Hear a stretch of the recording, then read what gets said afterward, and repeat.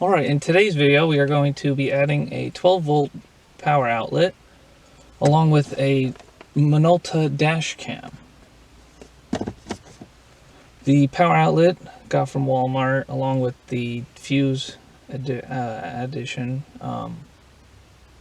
Cost me about 12 bucks for both of those.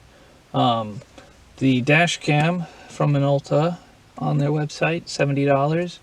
Got it on Facebook Marketplace, brand new and wrapping, $30. Alright, so let's jump into it. First, you have to find the fuse box, which on this Nissan Xterra is behind here.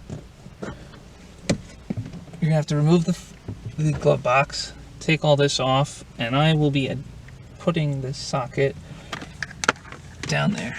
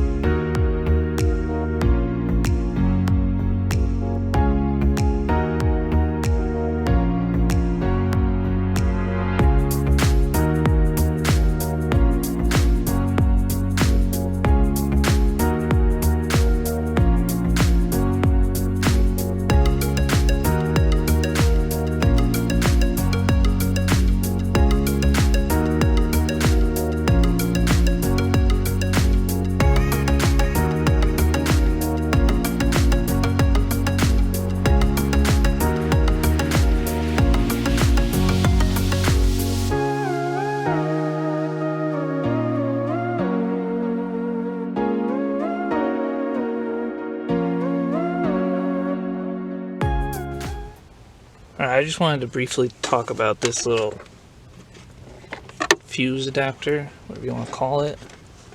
Obviously you want to find the fuse, which this one right here is for the other cigarette lighter, so once the car turns on it gets power. This fuse continues like the old fuse that was in there, and this one will be for the new socket that you just put in. And if you don't know where it is, back here it's cigar lighter right there. Alright, and once you get the wire through, you're going to want to find out where you want to put it. So I've decided to put it here because there's a nice screw right here where I can ground the negative wire.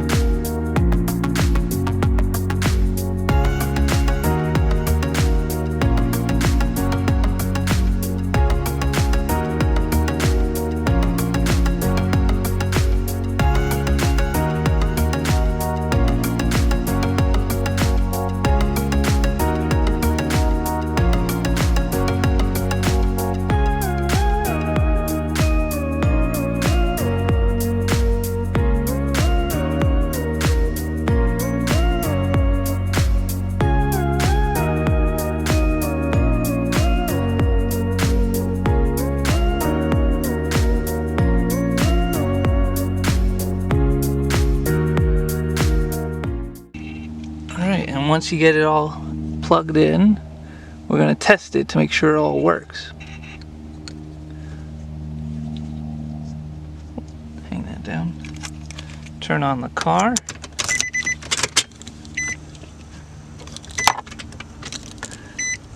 And we'll plug this in. And we've got power.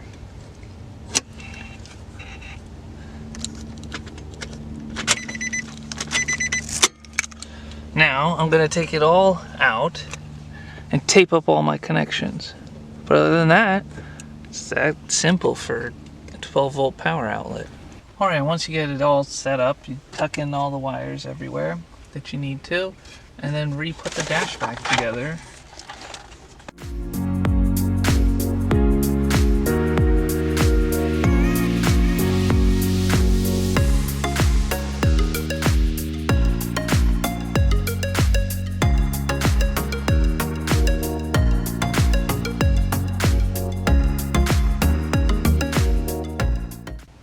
Alright, now that we're done putting the dash back together, that's all you have to really do for a 12 volt socket.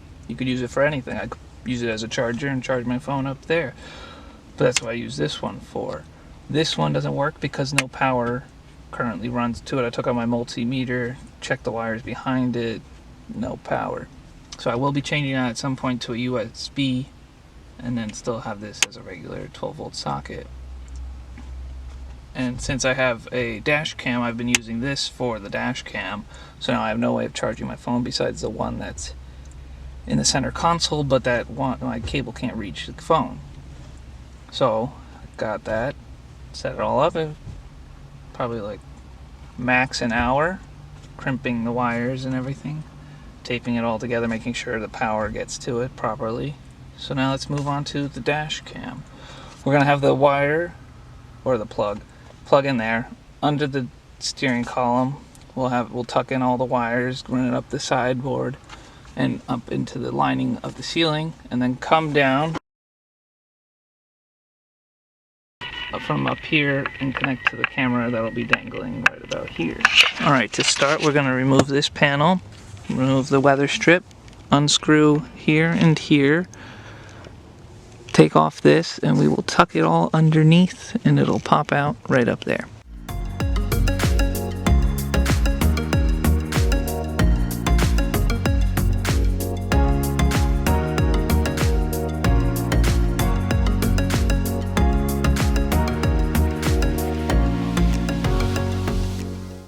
When it comes time to remove the handlebars, there's a screw down here and a screw up here, and then this will just pop down a little bit. You'll remove the visor out of your way, and this you push up and turn left or right, whichever way, about 90-degree turn, and it'll pop right out and it'll loosen the top so you can stick the wire underneath there. Once you get it in place and how you like it, everything's back with all the wires tucked in, you will come up with a lot of excess, which you'll just tie up with a zip tie or the twist tie it came with and tuck it in, and I'm going to tuck it in right in here so then you can't see it. Alright, once you got it all put back together, snap back in place, we're going to have to hide this away with a couple zip ties up here, and then you are done. And there it is plugged in. Alright, let's talk about the Minolta camera a little bit. Minolta is a Japanese camera lens company, just like Canon or Nikon. Very well known. Camera works really great. I will put in some video footage of it. It's 1080p, like I commented before. Minolta screen, a little test run. Pickup driving by. It is also just like any other dash cam. It records in increments of 1, 3, and 5 minutes. Then it's a loop recording. If it detects any sort of crash, it'll have this key. So since I shook it, it turned on.